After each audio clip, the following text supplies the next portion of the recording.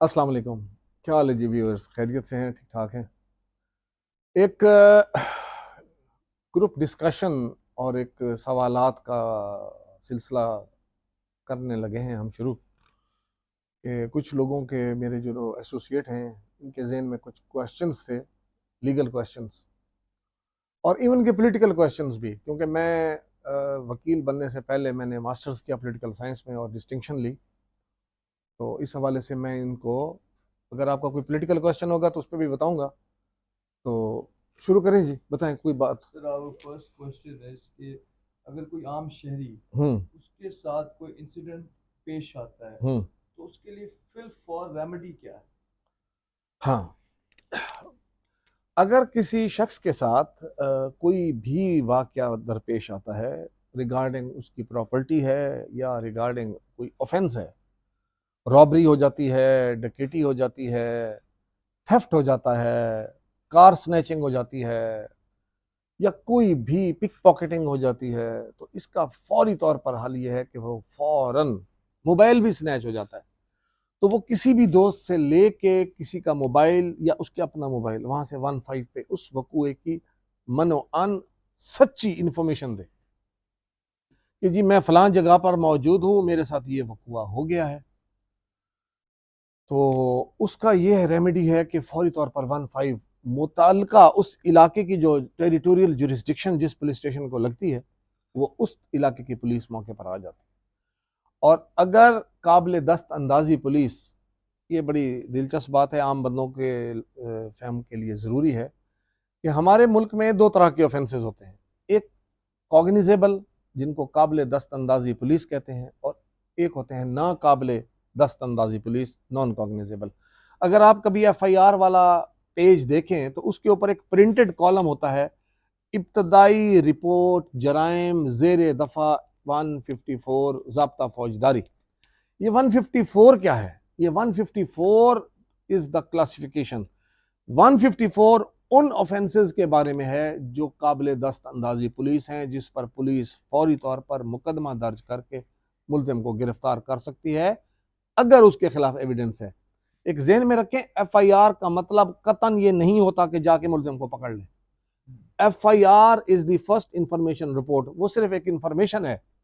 उसके बाद अगर इतनी एविडेंस है तो मुलजिम को वो पुलिस अरेस्ट भी कर सकती है। उसके लिए हमारा ज़ाब्ता फौजदारी में सेक्शन 54 है, उसमें कंडीशंस हैं कि अगर ये कंडीशंस होंगी तो गिरफ्तार होगा।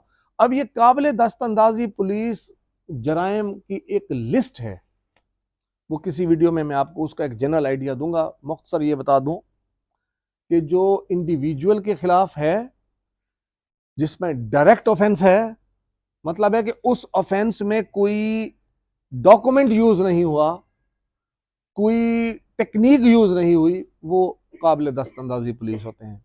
और इसी तरह ना काबिल दस्तंदाजी ये होते हैं कि आपके साथ किसी ने फ्रॉड किया, जाली डॉक्यूमेंट बना के, डायरेक्ट नहीं किया, तो वो नॉन कॉग्निजेबल है। उसके लिए पहले मजिस्ट्रेट को एप्लीकेशन देनी पड़ती है, परमिशन होती है, फिर जाके उसकी कार्रवाई सेक्शन 155 के तहत होती है। और जी, तो सर ये बताएं जो इमरान खान पे कंटेम्प्ट ऑफ कोर्ट लगी है कि मजिस्ट्रेट को उसने धमकियां दी हैं हम्म। और आईजी को डीआईजी को, हम्म। तो इस पे जरा जो है ना इसका पॉलिटिकल और लीगल एस्पेक्ट।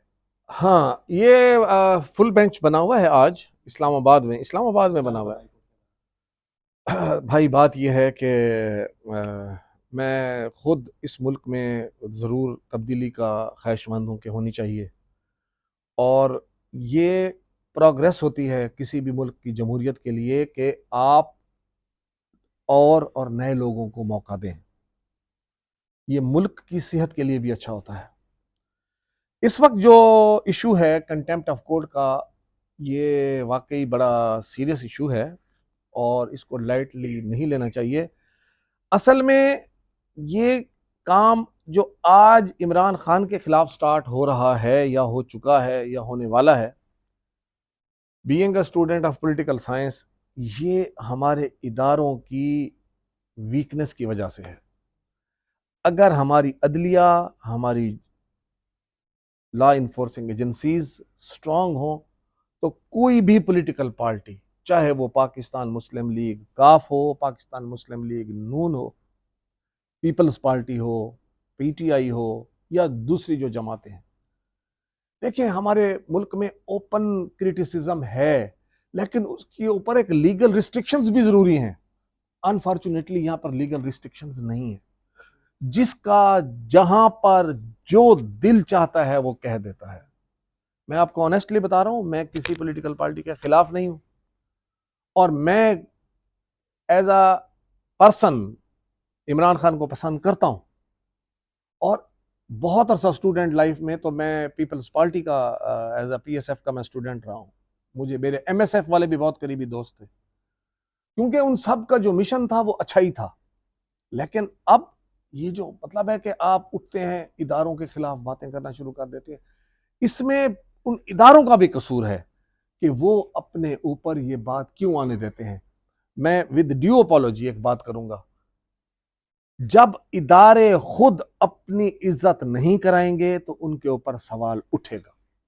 मैं आपको इसकी छोटी सी अपने लीगल प्रोफेशन के हवाले से बात बताता हूं। एक सुप्रीम कोर्ट की जजमेंट है, वो हम एक सुप्रीम कोर्ट के बेंच में जब देते हैं तो समझा यह जाता है आर्टिकल 189 ऑफ द कॉन्स्टिट्यूशन के तहत कि उस जजमेंट के मुताबिक आने वाला जज अमल करेगा। लेकिन विद ड्यू अपॉलॉजी उससे कंफ्लिक्ट करते हुए उसके ऊपर अक्सर औकात अमल होता है, लेकिन नहीं होता। हम दिन दिहाड़े डेली डेली देखते हैं, हाई कोर्ट्स में आप जजमेंट दें, सुप्रीम कोर्ट की जजमेंट दें या उससे एक पहले वाले जजमेंट दें, बहुत अच्छे जजेस हैं जो अप्रिशिएट करते हैं, लेकिन बहुत सारे जजेस हैं जो उसको डिस्कस भी नहीं करते।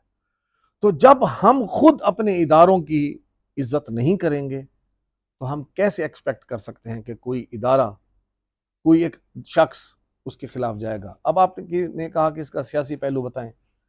हमारे मुल्क में जो पॉलिटिकल पार्टीज हैं वो पॉलिटिकल पार्टीज कम हैं, प्रेशर ग्रुप्स ज्यादा है। मैंने खुद 92 में मास्टर्स किया है, डिस्टिंक्शन ली है।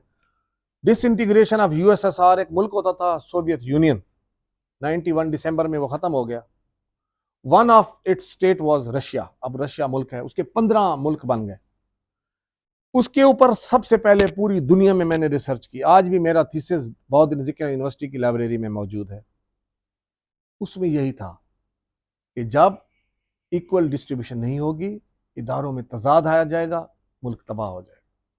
तो हम अपने मुल्क को बचाने के लिए जरूरी है। हमारे मुल्क में जब हम इंतशार की सियासत में आ जाते हैं तो हम पॉलिटिकल पार्टी से हट जाते हैं, ये प्रेशर ग्रुप बन जाता है। आप रोड ब्लॉक कर दें, भाई पब्लिक का क्या कसूर है? अगर एक लीडर की सपोज, वो चाहे इमरान खान है, चाहे वो मियां नवाज शरीफ है, चाहे वो मियां शहबाज शरीफ है, कोई भी है, और इवन के सियासी जमायतें भी हैं, तो जो मेरा एक व्यू है वो ये है कि इदारों को चाहिए कि वो सबसे पहले खुद अपनी हिफाजत कराएं, इज्जत कराएं। और इज्जत कराने का तरीका सिर्फ और सिर्फ ये है कि कानून सबके लिए एक, no one should be discriminated. आप बताएं जी, आप कोई सवाल है तो बताएं। मैं पूछना चाह रहा हूँ जी। मैं मेरे साथ देख रहा हूँ कि from the very childhood even कि अमेरिका की 53rd जो है ये हम रियासत है, तो 52 रियासतें हैं अमेरिका की अपनी। तो पाकिस्तान जो है ये 53वीं 53वीं यानी ये रियासत पाकिस्तान है। क्यों हम इतना ये असर लेते हैं अमेरिका, या अमेरिका क्या मतलब हम क्यों उसके गुलाम बने हुए हैं? सर कुछ वही अमेरिका जो चाहता है वो पाकिस्तान। सर अमेरिका का एक फॉरेन मिनिस्टर था हेनरी किसिंजर 70s में, जब जुल्फकार अली भुट्टो साहब का दौर था। तो उसकी किताबें पढ़ी भी जाती हैं, जो लोग इंटरनेशनल रिलेशंस पढ़ते हैं, मैंने खुद पढ़ा है। और पाकिस्तान फॉरेन पॉलिसी और फॉरेन पॉलिसी ऑफ यूएसए पे हेनरी किसिंजर की बहुत अच्छी बुक्स है। सर पहले दुनिया में दो ग्रुप थे, एक सोवियत यूनियन का था, एक अमेरिका का था। It was the choice of our political leadership कि हमने अमेरिका को ज्वाइन कर लिया। फिर आने वाले वक्त में हमने ऐसे ऐसे एग्रीमेंट्स किए कि हम अपने आप को फंसाते चले गए। आपको पता है इस वक्त पाकिस्तान के तमाम बिग एसेट्स मॉर्टगेज है। पाकिस्तान का हर बच्चा लाखों रुपए का मकरूज है। मतलब एक गरीब शख्स जो किसी देहात में रहता है, जिसके पास 2 टाइम की रोटी नहीं है, जब उसके घर बच्चा पैदा होता है वो भी लाखों रुपए का मकरूज है। ये जनरल पब्लिक को पता नहीं है। आप मानेंगे, मैं 98 में मेंबर डिस्ट्रिक्ट काउंसिल मुजफ्फरगढ़ था, हल्का नंबर 1 से। लेकिन जब मैंने देखा कि जो बेसिक रिक्वायरमेंट जमहूरियत की है वो हमारे मुल्क में नहीं है, ये प्लूटोक्रेसी है। 7 डेमोक्रेसी की 7 एब्रप्ट फॉर्म है, बिगड़ी हुई शक्ल। उसमें one of is plutocracy. Government by the rich, government by the wealthy people, पैसे दो काम कराओ, an organised system of bribery. हमारे मुल्क में जमहूरियत तो नहीं है भाई। मुझे बताएं, जो एक देहाती है, जो एक बंदा बैलगाड़ी चलाता है या खोतारेड़ी चलाता है, उसका और एक पढ़े लिखे बंदे का एक वोट है। ये तो कुरान में भी नहीं है भाई। कुरान भी कहता है कि साहिब इल्म और जाहिल बराबर नहीं है। लेकिन बदनसीबी है, हाँ, हम लोगों का जो कसूर है, इवन कि उसमें मैं अपने आप को भी शामिल करता हूं, पढ़े लिखे लोगों का, हमने आम आदमी को सियासी शऊर दिया ही नहीं। और हमारी हुकूमतों ने आज तक अवाम को सिर्फ रोटी के चक्कर में डाला हुआ है। भुट्टो साहब का नारा था रोटी कपड़ा और मकान 70s में, आज भी वही है। मुझे एक बात बताएं, 50 साल के बाद हमारा नारा ही तब्दील नहीं हुआ। हम पानी देंगे, हम रोटी देंगे। रोटी भाई, गरीब रोटी से निकलेगा तो मुल्क के बारे में सोचेगा ना। इसलिए हमारे जो देही इलाके हैं वहां पर लोग वोट बेचते हैं। वो कहते हैं जी हमारे घर के 7 वोट हैं, हमारे मोहल्ले के 400 वोट हैं, 5000 के हिसाब से ले लें। इतने का फर्क पड़ता है ना, आप देखें।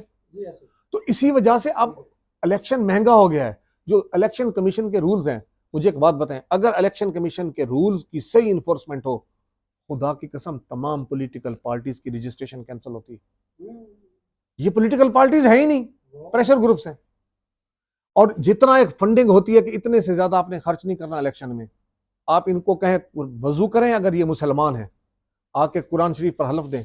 सर 4 से 5 करोड़ रुपया एक एमपी का इलेक्शन है, 10 करोड़ प्लस एमएनए का इलेक्शन। जी जी जी, देख रहे हैं। मेरे बेतहाशा रिश्तेदार एमएनए एमपी से। लेकिन बात यह है कि देखें, एक जनरेशन कुर्बानी देती है अगली जनरेशन के लिए और फिर मुल्क रियासत बनती है। इस मुल्क में कुर्बानी देने के लिए कोई तैयार नहीं। नाजरीन, ये वीडियो मेरे व्यूअर्स लंबी होती जा रही है। इंशाल्लाह अगली वीडियो में और सवालों के साथ, और आप लोगों को भी अगर कोई क्वेश्चन चाहिए, जहन में अगर क्वेश्चन है, आप उसका जवाब चाहते हैं, चाहे वो पॉलिटिकल है चाहे वो लीगल है, मुझे जरूर इनबॉक्स करें। मैं आपको इंशाल्लाह जल्द से जल्द उसका रिप्लाई दूंगा, वैलिड रीजंस पे दूंगा। Thank you very much. मेरे चैनल को लाइक करें, सब्सक्राइब करें और दोस्तों को दें, ताकि हम मुआशरे की बेहतरी के लिए, ये मैं आपको बता रहा हूं कि ये चैनल सिर्फ पाकिस्तान की आवाम को सियासी और कानूनी, बल्कि कानूनी पहले और सियासी बाद में, शऊर देने के लिए है। क्योंकि मैं अगर सियासी शऊर देने लग जाऊं तो बहुत सारे सियासतदान मेरे खिलाफ हो जाएंगे। मुझे किसी की परवाह नहीं है, मैं अल्लाह के अलावा नहीं डरता किसी से। लेकिन आहिस्ता आहिस्ता चलेंगे इंशाल्लाह। खुदा हाफिज।